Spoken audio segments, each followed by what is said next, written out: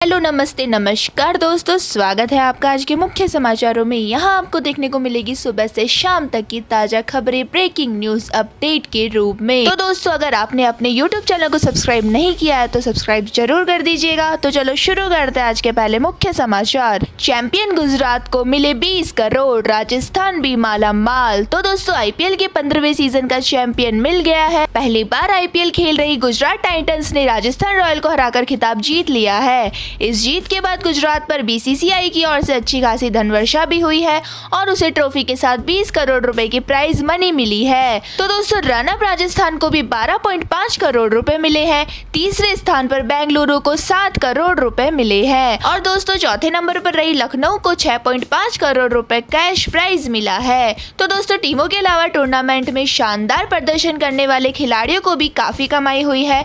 सबसे ज्यादा विकेट लेने वाले राजस्थान के युजवेंद्र चहल को पर्पल कैप के साथ 10 लाख रुपए मिले हैं। चहल ने सीजन में सबसे ज्यादा 27 विकेट झटके हैं। तो दोस्तों, वही सीजन में सबसे ज्यादा रन बनाने वाले राजस्थान के सलामी बल्लेबाज जोस बटलर को ऑरेंज कैप के साथ 10 लाख रुपए मिले हैं। बटलर ने 17 मैचों में 863 रन बनाए हैं। इसी के साथ दोस्तों, फाइनल में मैन ऑफ द मैच हार्दिक पांडे को 5 लाख रुपए मिले हैं। इसके अलावा फाइनल प्रेजेंटेशन सेरेमनी में amazing player of the year, super striker of the season, most valuable player of the year, game changer of the year, power player of the year और maxim success award भी दिए गए हैं। इसी के साथ दोस्तों, चलते हैं आज के अगले मुख्य समाचार की ओर। सिंधु मूसेवाला की हत्या के बाद माहौल तनावपूर्ण, मनसा में 1 आईजी और 2 एसएसपी तैनात। गैंगस्टर लॉरेंस और दविंदर बबिहा गैंग आमने सामने। तो दोस्तों, मशहूर पंजाबी सिंगर सिंधु मूसेवाला के शव का आज पोस्टमार्टम होगा।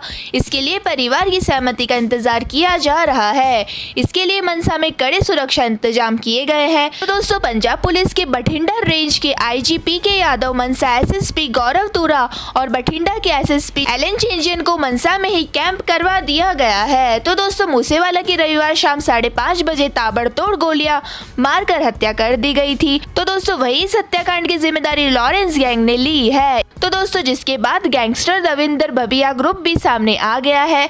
बबिया ग्रुप ने इसका बदला लेने की धमकी दी है। इससे पंजाब में गैंगवार की आशंका बढ़ गई है। तो दोस्तों, आपको बता दें कि पंजाब पुलिस की इंटेलिजेंस इस महीने में दूसरी बार फेल रही। पहले उनके अपने ही ऑफिस में रॉकेट अटैक हो गया। इसके बारे में वह पहले अलर्ट नहीं दे सके। अब मशहूर पंजाबी गायक सिंधु मूसेवाला की हत्या के खतरे को नहीं भांप सके। उनकी सिक्योरिटी में कटौती करवा दी गई। तो दोस्तों, इससे पंजाब पुलिस पर बड़ा सवाल खड़ा हो गया है। इसी के साथ दोस्तों, चलते हैं आज के अगले मुख्य समाचार की ओर। उमस भरी गर्मी से फिलहाल राहत नहीं, 11 जून के बाद बारिश का अनुमान। तो दोस्तों, आपको बता दें कि हाल ही में हल्की बारिश के बाद उत्तर भारत में एक बार फिर से उमस भरी गर्मी से लोग परेशान हो रहे हैं। तो दोस्तों, बढ़ती उमस और ज्यादा तापमान पिछले कुछ ही दिनों से राजधानी में एक बेहद असहज वातावरण की स्थिति बना रहा है। तो दोस्तों, आपको बता दें कि मौसम विभाग ने कहा है कि राष्ट्रीय राजधानी को अब 11 जून के बाद जब ओडिशा से मानसून आएगा तब राहत मिलेगी। तब तक कभी कभी बारिश में बहुत राहत नहीं मिलेगी।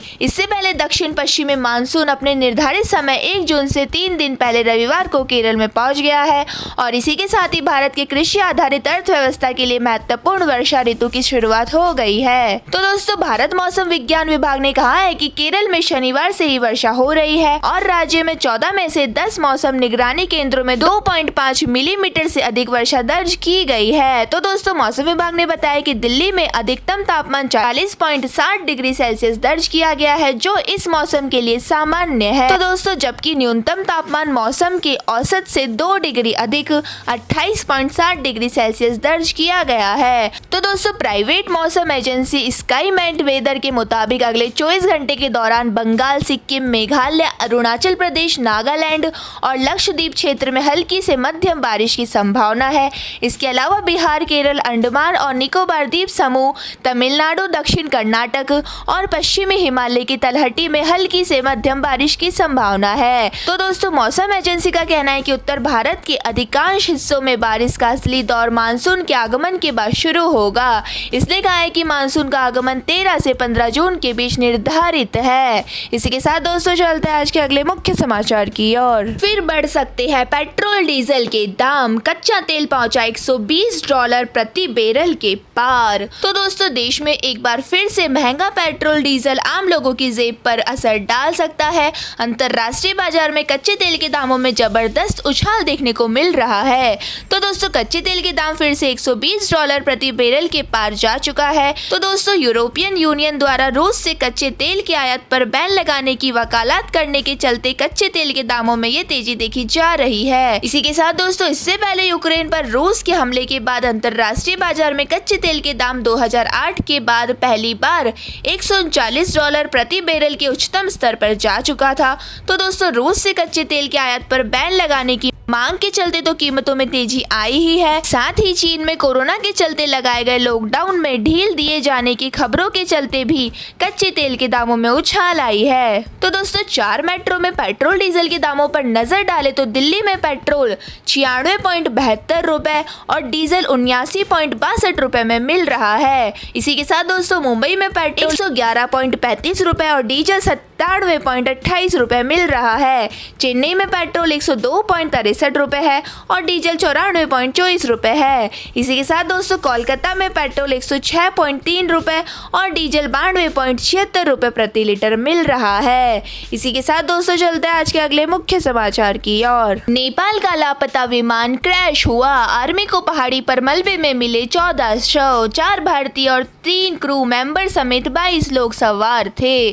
तो दोस्तों नेपाल की तारा एयरलाइंस के विमान के क्रैश होने की सोमवार सुबह पुष्टि हो गई है। वहां की आर्मी की सर्च एंड रेस्क्यू टीम को मुस्तांग के सैनोस्फेयर इलाके की पहाड़ी पर इसका मलबा मिला है। तो दोस्तों आपको बता दें कि रेस्क्यू टीम को मलबे से 14 लोगों के शव मिले हैं। विमान में 4 भारतीय और 3 क्रू मेंबर समेत 22 लोग सवार थे। दोस्तों आपको बता दें कि विमान 43 साल पुराना था। तो दोस्तों एयरक्राफ्ट ने रविवार को सुबह 9:55 बजे पोखरा से जोमसोम के लिए उड़ान भरी थी।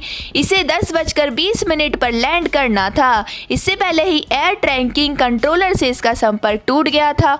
तो दोस्तों नेपाल आर्मी ने रविवार शाम कहा, स्थानीय लोगों ने बताया कि लामची नदी के किनारे प्लेन क्रैश हुआ है। यह मुस्तांग जिले के मानापति हिमालय क्षेत्र की नदी है। बीते दिन बेहद खराब मौसम के चलते सर्च और रेस्क्यू ऑपरेशन बंद करना पड़ा। इलाके में बर्फबारी और बारिश हो रही थी, इसीलिए दोस्तों अब तलाश शुरू की जा चुकी है। इसी के साथ दोस्तों चलते हैं आज के अगले मुख्य समाचार की ओर। कोरोना में अनाथ हुए बच्चों को सौगात, पीएम केयर फंड से बच्चों को पढ़ाई के लिए मिलेगा स्टाइपेंड, 23 की उम्र में 10 लाख रुपए। तो दोस्तों पीएम मोदी ने कोरोना महामारी के दौरान अनाथ हुए बच्चों को पीएम केयर फॉर चिल्ड्रंस योजना के तहत आज स्कॉलरशिप ट्रांसफर कर रहे हैं। पीएम ने ऐलान किया है कि ऐसे बच्चों को उनकी हायर एजुकेशन के लिए लोन चाहिए होगा तो पीएम केयर्स उनकी मदद करेगा। उनके लिए अंत्योदय योजना के जरिए हर महीने 4,000 रुपए महीने की व्यवस्था भी की गई है। तो दोस्तों बच्चे पढ़ाई करेंगे तो आगे और भी पैसों की जरूरत होगी। उन्हें 18 साल से 23 साल तक का स्टाइपेंड मिलेगा। 23 साल के होंगे तो 10 लाख रुपए और मिलेंगे। कोई भी बीमारी आ गई तो इलाज के लिए पैसा भी चाहिए होंगे। तो दोस्तों उनके गार्जियन को उनके लिए भी परेशान होने की जरूरत नहीं है। आपको आयुष्मान कार्ड दिया जा रहा है, इससे 5 लाख तक का इलाज मुफ्त मिलेगा। तो दोस्तों पीएम मोदी ने कहा है कि एक छोटा सा प्रयास है जिसके माता पिता नहीं रहे। पीएम केयर फॉर चिल्ड्रंस इस बात का भी प्रतिबिंब है कि हर एक देशवासी आपके साथ है। मुझे संतोष है कि बच्चों की आबद्धित पढ़ाई के लिए उनके घर के पास ही सरकारी या प्राइवेट स्कूलों में एडमिशन कराया जा चुका है। तो दोस्तों इस स्कीम का मकसद बच्चों को भोजन और घर उपलब्ध कराना, उनकी देखभाल और सुरक्षा सुनिश्चित करना है। ऐसे में बच्चा को शिक्षा और स्कॉलरशिप के जरिए सशक्त बनाने के साथ 23 साल की उम्र में 10 लाख रुपए की वित्तीय सहायता देकर उन्हें आत्मनिर्भर बनाना है। इसी के साथ दोस्तों चलते हैं आज के अगले मुख्य समाचार की ओर। फिल्म में 6 किलो के कॉस्ट्यूम पहनने पर अक्षय कुमार ने किया रिएक्ट, बोले वो सच में असली योद्धा थे। तो दोस्तों बॉलीवुड एक्टर अक्षय कुमार अपनी अपकमिंग फिल्म सम्राट पृथ्वीराज में पृथ्वीराज चौहान के रोल में नजर आएंगे। फिल्म के प्रमोशन के दौरान अक्षय ने खुलासा किया कि शूटिंग के लिए उन्हें 6 किलो का भारी भरकम कॉस्ट्यूम पहनना पड़ा था। साथ ही एक्टर ने बताया कि उनके कॉस्ट्यूम भले ही इतने भारी थे, लेकिन इतिहास में रियल वॉरियर्स इससे भी ज्यादा भारी कपड़े पहना करते थे। तो दोस्तों आपको बता दें कि अक्षय कुमार ने इतने भारी कॉस्ट्यूम पहनने को लेकर कहा था कि फिल्म में मैंने जो कपड़े पहने हैं उनका लगभग वजन 5 किलो से 6 किलो का है। हालांकि इतिहास में रियल फाइटर्स जैसे सम्राट पृथ्वीराज चौहान, शिवाजी महाराज इससे भी ज्यादा भारी कॉस्ट्यूम पहना करते थे, जो लगभग 35 से 40 किलो के होते थे। इसके साथ ही उन्हें इतनी भारी और बड़ी तलवार भी लेनी होती थी। वो असली योद्धा थे और इतना सब भारी पहनकर मैदान में लड़ा करते थे। तो दोस्तों आपको बता दें कि फिल्म में अक्षय कुमार के अलावा मानुषी छिल्लर भी लीड रोल पर प्ले कर रही है। वे पृथ्वीराज चौहान की पत्नी संयुक्ता के किरदार में नजर आएगी। तो दोस्तों सम्राट पृथ्वीराज 3 जून 2022 को सिनेमाघरों में रिलीज होगी। इसी के साथ दोस्तों चलते हैं आज के अगले मुख्य समाचार की ओर। बीजेपी कार्य समिति की बैठक में सीएम योगी का बड़ा बयान, काशी और मथुरा को लेकर दिया ये नया संदेश। तो दोस्तों यूपी की राजधानी लखनऊ में रविवार को बीजेपी कार्य समिति की बैठक हुई है।